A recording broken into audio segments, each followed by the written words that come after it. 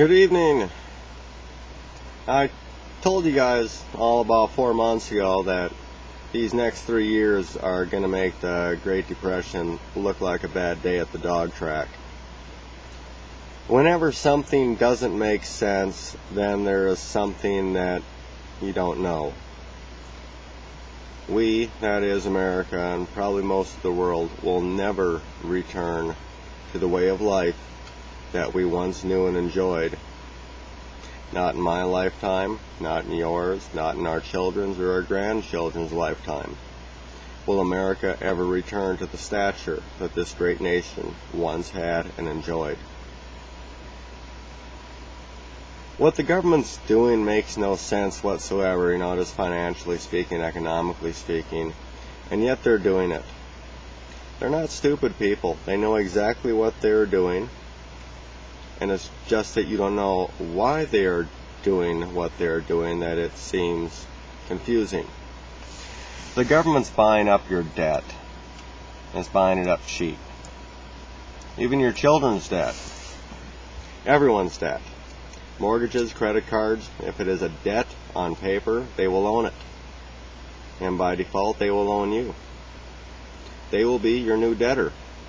And they will hold that debt over your head, and they will shackle you with it. You are not free. You never have been free, not even on the day that you were born into this world, born into debt and controlled. Have you been free? You were taught how to think, told what to think, what to believe, what not to believe, what to wear, what music to like, who the good guys are, who the bad guys are, what to love and what to hate. Everything about your life, every aspect of your life has been controlled in one aspect or another, whether you believe that or not. It has been. Do you think that freedom is waking up, going to work, going to lunch, stopping off the dry cleaners on lunch, going back to work, getting off work, stopping for a movie and a pizza on the way home, and then doing the same thing the next day and the next day? If you do that, I hope you're not expecting different results, because that is the definition of insanity. And most people, we have all been living a life of insanity for generations now. That's not freedom. The vacations that we took, that some of us still take, those are more like furloughs. Some of you are reading history. That's a good thing. The American dream was never meant to be something quantifiable and tangible, with the ability to be bought and sold. The American dream was by definition a dream. A common dream, sometimes shared by all, sometimes not. But as a dream, it spoke to each of us individually. The age of consumerism, that's ended.